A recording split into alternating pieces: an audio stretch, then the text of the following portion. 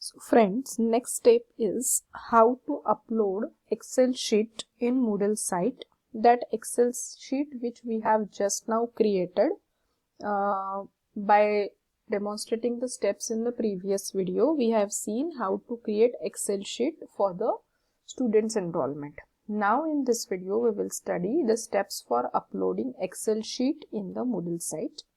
In that you have to log in as an administrator in your Moodle site.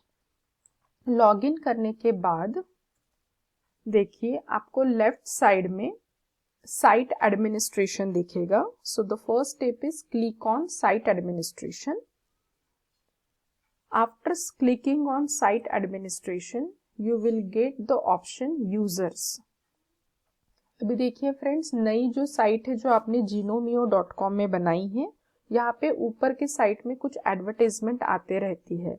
तो directly जेव्हा तुम्ही site ॲडमिनिस्ट्रेशनवर click कराल हे tabs दिसणार नाही.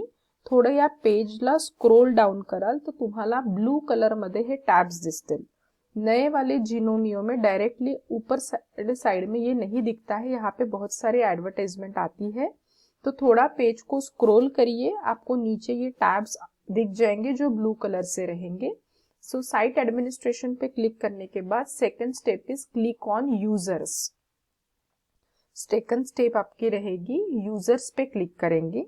Once you clicked on users, ये दो ऑप्शंस आएंगे, यूजर्स एंड अकाउंट्स.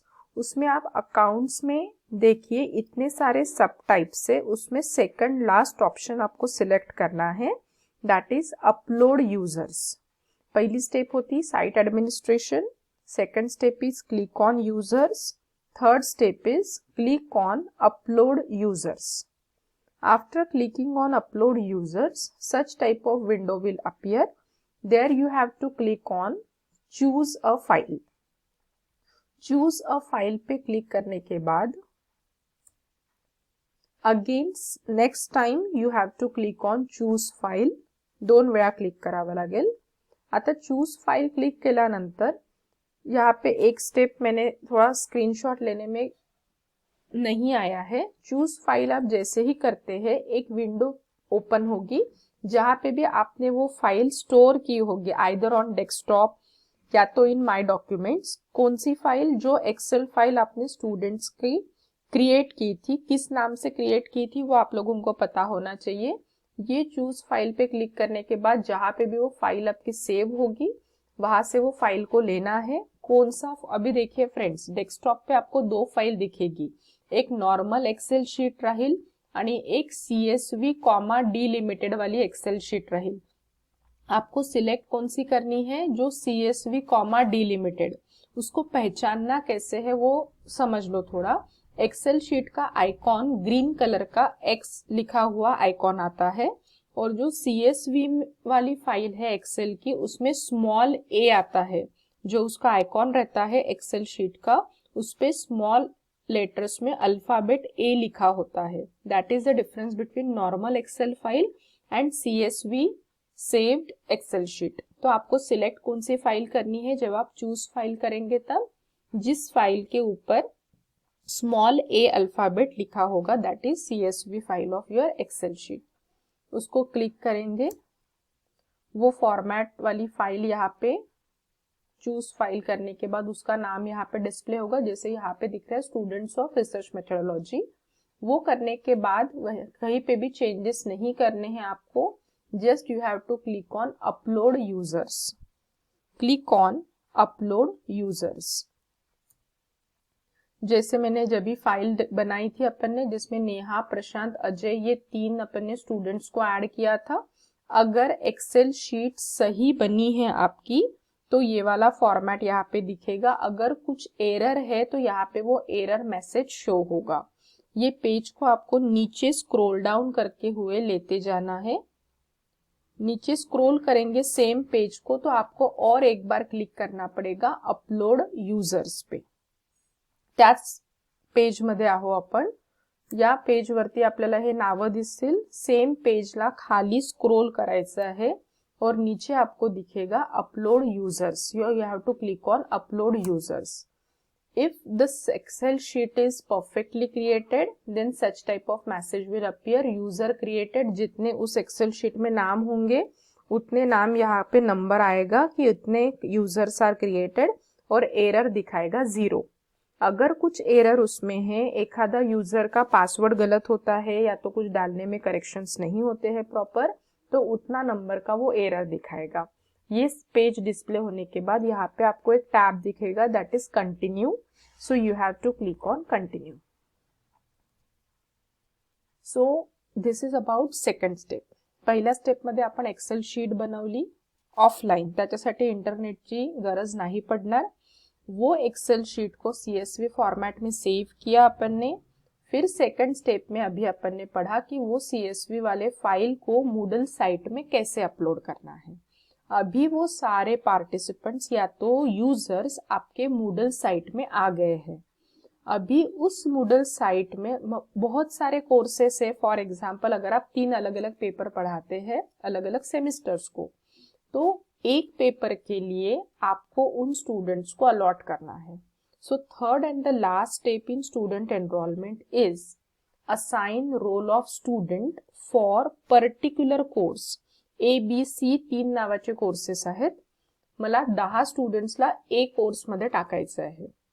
तो जिस कोर्स के लिए आपको उन स्टूडेंट्स को एनरोल करना है, उस पर्टिक्युलर कोर्स को ओपन करना होगा. हे व्यवस्थित लक्षात ठेवा फ्रेंड्स. आता जी मी स्टेप सांगते, आय होप सेकंड स्टेप पर्यंत कोणाला काही डिफिकल्टीज नसतील. If it is there you can discuss with me in our online class, और you can call me on phone also जर एखादी स्टेप नसेल जमली. थर्ड स्टेपचा अर्थ समजून घ्या. अभी अपन ने जो स्टूडेंट्स को ऐड किया है, उन स्टूडेंट्स को पूरे मूडल साइट में अपन ने ऐड किया है. अभी उन स्टूडेंट को मुझे एक कोर्स के लिए अलॉट करना है कि वो उनको सिर्फ वही कोर्स दिखेगा, बाकी के कोर्सेस नहीं दिखेंगे. तो जिस कोर्स के लिए आपको स्टूडेंट को ऐड करना है, वो कोर्स पहले आपको ओपन करना होगा. ओपन करना होगा इन द सेंस, अभी देखिए मेरे वाले साइट में आपको FIP 4 भी दिख रहा है और प्री PhD कोर्स वर्क भी दिख रहा है. Got it. बट आप FIP 4 के लिए एनरोल हुए हैं, तो अंदर के जो कंटेंट्स है वो FIP 4 वाले ही दिखेंगे आपको. सो लाइकवाइज अगर कोई कोर्स है, फॉर एग्जाम्पल यहाँ पे मैंने लिया है research methods and statistical techniques, इसके लिए मुझे वो 3 स्टूडेंट्स को अभी एनरोल करना है जो मैंने अभी ऐड किए. तो सामने में कितने भी कोर्सेज दिख रहे हैं, बट उसमें से कौन से कोर्स के लिए वो स्टूडेंट्स को ऐड करना है, तो वो कोर्स को आपको पहले डबल क्लिक करना होगा. वो कोर्स डबल क्लिक करने के बाद फिर आगे के स्टेप्स को परफॉर्म करना है. Got it. त्या कोर्सला ओपन केल्यानंतर ये अपना साइड का ऑप्शन आता है जिसमें turn editing on, edit setting वगैरह आता है. तो ये एक्शन बटन में जाएंगे आफ्टर ओपनिंग द कोर्स. ये अच्छे से ध्यान में रखिए, कारण होम पेज पे भी ये वाला टैब दिखता है, तो होम पेज के ये टैब में नहीं जाना है. कोर्स ओपन करने के बाद आपको ये वाले सेटिंग्स बटन में जाना है. There you have to click on more. More पे क्लिक करेंगे. मोर पे क्लिक करने के बाद आपको यहाँ पे कोर्स एडमिनिस्ट्रेशन का पेज दिखेगा, जहाँ पे आपको क्लिक करना है यूजर्स पे. यूजर्स आने के बाद उसके लाइन में एक ऑप्शन दिखेगा आपको enrolled users. So you have to click on enrolled users. After clicking on enrolled users, at the right top corner you will get enroll user. To click on enroll users. After clicking on enroll users, such type of small window will pop up. Now understand the function of this window. ये जो आपको search bar में drop down दिख रहा है, ये drop down पे click करेंगे. Once you click on this drop down, वो पूरे स्टूडेंट्स की लिस्ट डिस्प्ले होगी जो मैंने एक्सेल शीट में स्टूडेंट्स को डाला था. हो सकता है that Excel sheet consist of 50 students also, but उन 50 में से मुझे 10 स्टूडेंट्स के लिए ही ये कोर्स देना है. मतलब उसमें सेमेस्टर 1 के भी स्टूडेंट है, 2 के भी है, 3 के भी है। बट ये कोर्स अगर मैंने सेमेस्टर 1 वालों के लिए डिजाइन किया है तो उस लिस्ट में से मैं सिर्फ सेमेस्टर 1 वाले स्टूडेंट के नाम पे टिक करते जाऊंगी। वो नाम ये लिस्ट में से ऊपर आते जाएगा और ब्लू होगा। जैसे मैंने एक एक करके टिक किया है तो मैंने वो लिस्ट में से ये 3 स्टूडेंट्स को ये कोर्स के लिए ले लिया for example.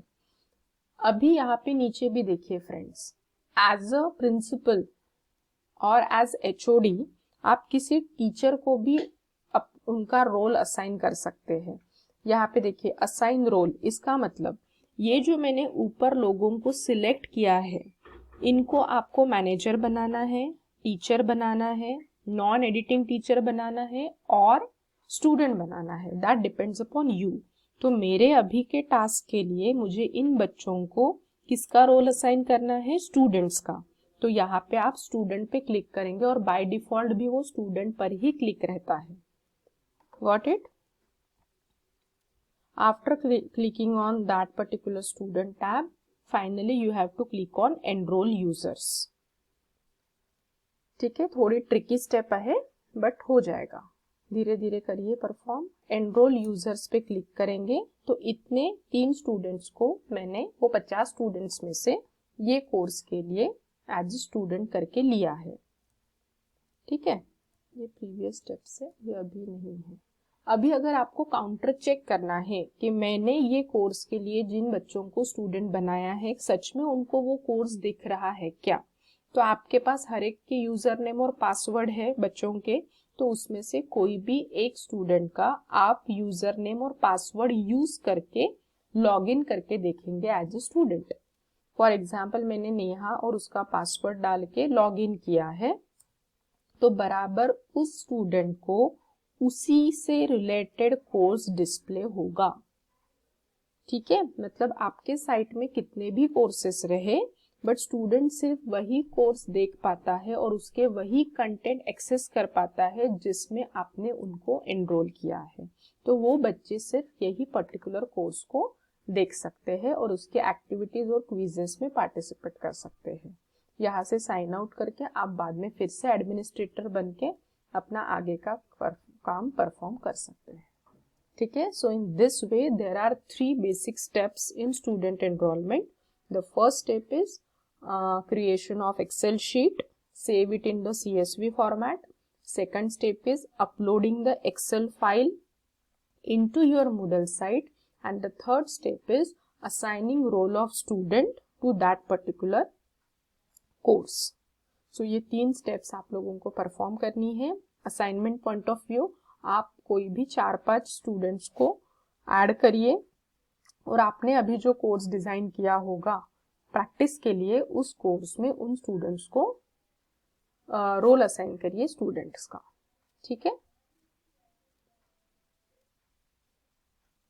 So this is all about Moodle site creation of online course using Moodle from my side, and I tried my level best to give you the best in a very simplified language. उसके बावजूद भी अपन ने hardly 20% भी Moodle को explore किया है जितना required है। अभी 80% इसमें की चीजें आपको और सीखना बाकी है, बट ये पर्टिकुलर डेज में इतना सब कुछ सीखना पॉसिबल नहीं है। तो जितना जरूरी था उतनी चीजें मैंने आप लोगों को बताई है। I hope we will meet in the next further courses in the next year also, जिसमें मैं कुछ और एडवांस पार्ट भी आप लोगों को बताऊंगी। सो this is the last video of our FIP and मैंने आपको ज़्यादा परेशान नहीं किया होगा आई होप, और मेरे तरफ से जितना मैं ज़्यादा दे सकती थी ICT के सेशंस में that I have given to you all, and thank you very much for your kind support and cooperation. If you feel any sort of you can say जर माझ्याकडनं काही चुकलं असेल किंवा काही प्रॉब्लेम्स आले असतील तो I am sorry for that, but it's my duty to give you the best. थोड़ा सा डिसिप्लिन में तो रहना ही होता है कोर्स के वक्त, बट आई कैन अंडरस्टैंड इतने जल्दी ये चीजें नहीं सीखी जा सकती, but time to time you will cope up all these things.